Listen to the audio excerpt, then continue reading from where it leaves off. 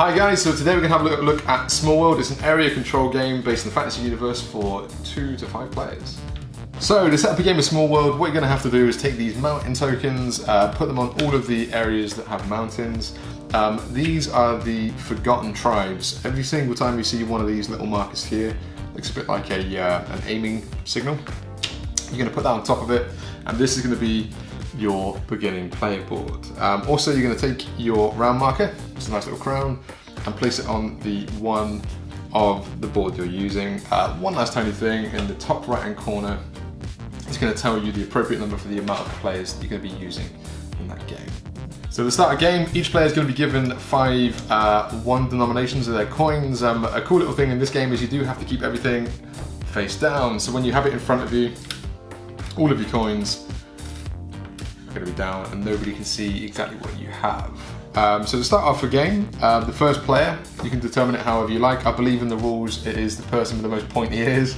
Probably going to have a friend that's going to get picked on a lot for that. But you're going to basically take a race and then start putting your tokens on the board. Now to pick a race, you'll set them out randomly to the side in the beginning of the game. And then if you take the very top race, you pay 0 coins. And then for every race that you choose underneath it, so for example, if we take the Heroic Giants here, you would have to put a 1 coin next to the ones above it, like that. And then take your race and place it in front of you as your active race. Now, in terms of how many tokens you get, the Heroic Giants in this case, you'll notice there's a 5 on the Heroic section and a 6 on the Giant section. What that essentially means is you take 11 of the Giant tokens, and that would give you the starting amount for your game. So in this case, you find the Giants in this cool little box here, and you count out 11, happens to be all of them in this case, and then you have your starting amount. Okay, so one thing to mention is when you do take a race from the pool here, you are going to take the top 2 tiles off the stack and place it from the bottom up. So if you were to take the third one, everything would come up and you would place the new race at the bottom. All of the coins that are associated with that race from the previous rounds would then follow them. So for example, the Alchemist Wizards eventually could have, let's say, like 5 coins on them. Okay, so when you choose your race, they're going to have a racial ability, and then you're also going to have the ability that is given to them. On this side, if you were to look at your races and your powers sheet, that essentially breaks everything down for you. If a rule on this sheet was to override a rule in the core rules, the rule on this sheet would take precedence. Okay, now we come to the main core of how you play Small World. Now, when you first enter the world as a new race, you must enter from the side of the board or the coastline that is closest to the side of the board. So for example, I could go here, I could go anywhere on the side. As long as I come in from the side, I'm okay. I can't go directly into the middle of the board unless you have a race that says you can do so. So when you enter a region, the one thing you're going to notice is that we have these little cardboard tokens that we mentioned earlier. When you take a region, you must use 2 of your tokens to take that region. However, if there is another cardboard token here, you must add another token to that region that you normally need to take it over. So for example, in this case, we normally need 2. Now, because of the Forgotten Tribe here, we need to add another one to then take that region. So in this case with the Forgotten Tribes, as soon as you've gotten rid of them, they go back into your pool, and this now becomes your region. So essentially it's 2 plus 1 for every cardboard token that happens to be on the map. Okay, so if I continue my turn with the Giants that I have here, I could put a 2 down here to take that region. This one, even though the mountain is a cardboard piece, it doesn't get removed from the game. It's a mountain. So you end up with a really strong set of dudes here.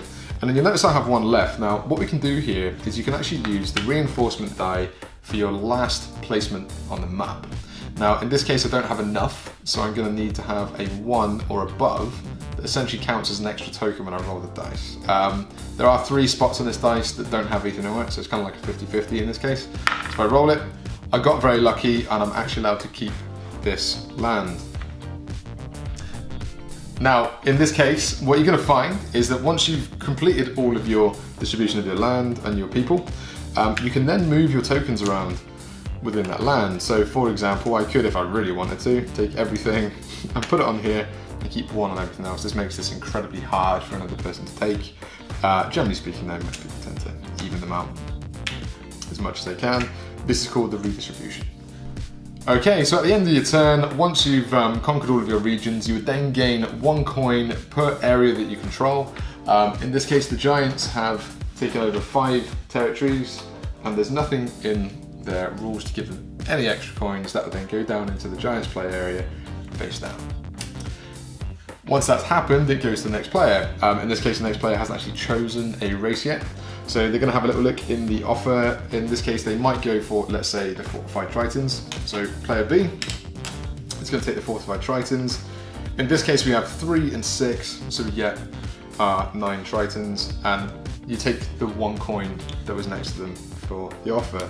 Of course, what that does mean is that these move up, as stated before, and you would take the top 2 tokens to create a new race from there. Oh yes, of course, and then you also need to pay for the one that was above your fortified Tritons.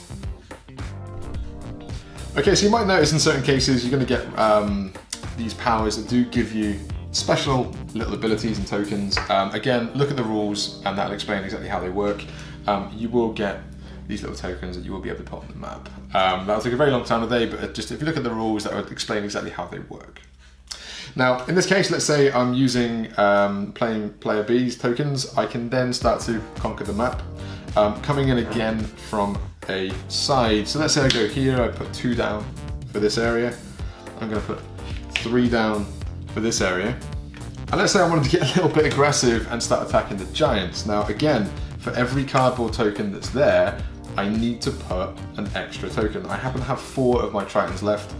I've decided that I'm going to attack the Giants. Now, in this case, the Giants player, they would be taking one of their players as dead, one of their tokens is dead, and the other one would go back to the Giants' hand to redeploy next time. After this, you would then count up all of the regions that you now have. In this case, I've got 3. The Tritons would then take a 3 coin from the supply and put it face down in their area.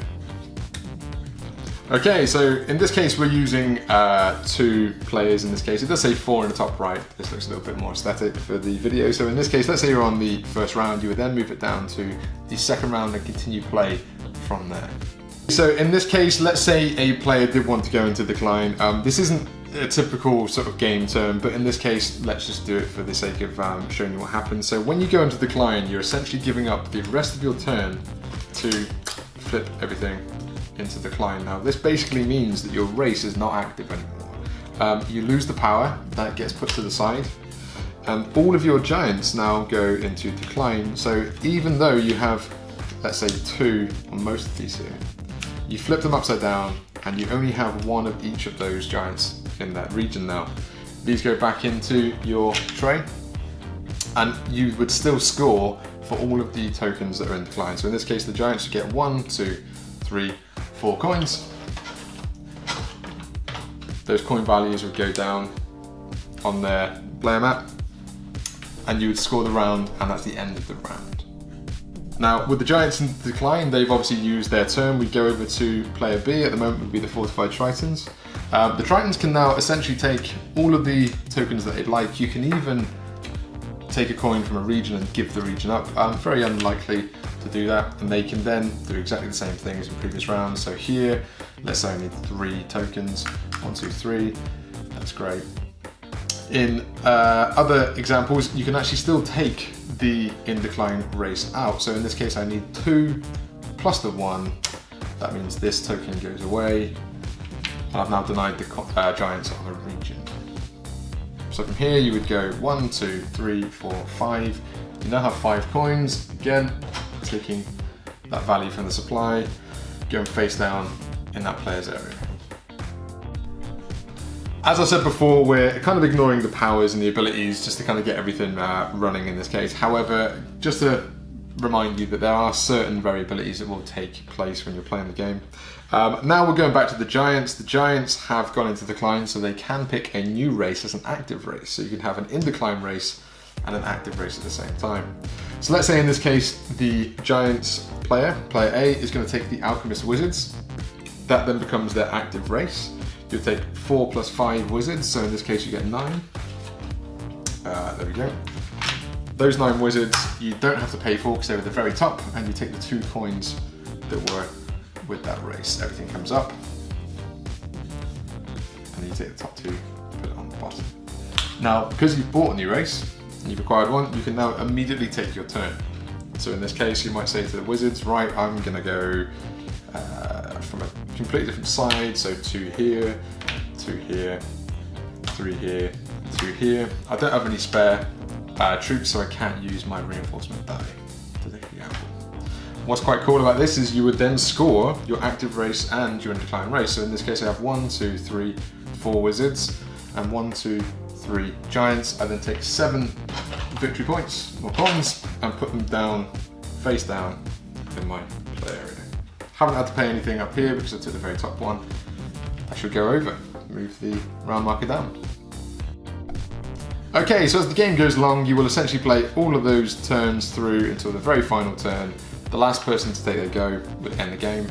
You count up all of your regions, all of your coins, flip them up, and see exactly who has the most, and there you go, who wins the game. Okay, so those are the basic rules for Small World. As I was saying, we've taken the racial abilities and the special powers out of that just to keep everything concise, so you get the core rules and then go over everything in the cheat sheets when you need them. That should be everything you need to play a game of Small World. We wish you the best of luck in conquering all those regions.